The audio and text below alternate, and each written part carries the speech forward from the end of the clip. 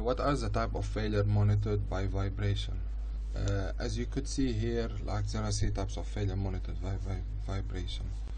At low frequency, like below 300, as you could see here from the graph, so displacement is like the main reason or cause of failure. Displacement is at low frequency is the most sensitive unit of likelihood of failure, due to the fact that the stress failure, you have the gearing box, the bearing is vibration, it is bent backward and forward until it breaks, regardless of what direction, if it is axial or vertical or horizontal direction. So it's being bent backward and forward, as we said, between two maximum. Always the gearbox is trying to make it to go back to the resting position in the middle. So all this up and down to the maximum from the other direction, it causes failure. No matter how slow it is, I need to remind you this is like really low frequency, like 5 Hz, which means 5 cycles per second, extremely slow. 5 cycles per second is like 300 cycles per minute. It's going extremely slow, but all that movement upward, downward, upward, downward. Okay, so this would cause failure. At a frequency above 300 all the way to 120, 180, but mainly in this direction, this range here.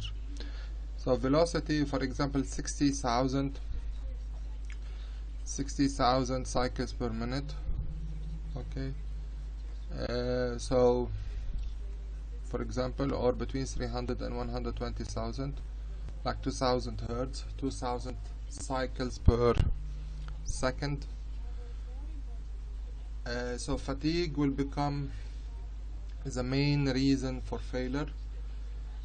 The distance is like really small, but doing it excessively, all that work, it makes the system to fatigue and fail from fatigue. Okay. It tires from the repeated backward and forward movement, too much.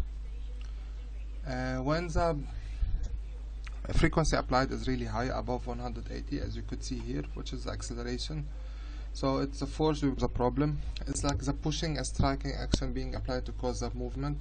And you have to remember, I need to remind you about one thing. It's all this acceleration and deceleration is gonna do. Remember, it's like when it is at its extreme displacement and it's gonna go back to the rest position, it accelerates.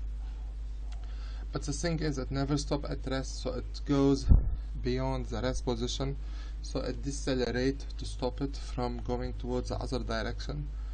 And then it managed to stop it because reducing the speed, it managed to stop it, and then it reverse direction and it accelerates again in order to stop it in the opposite direction.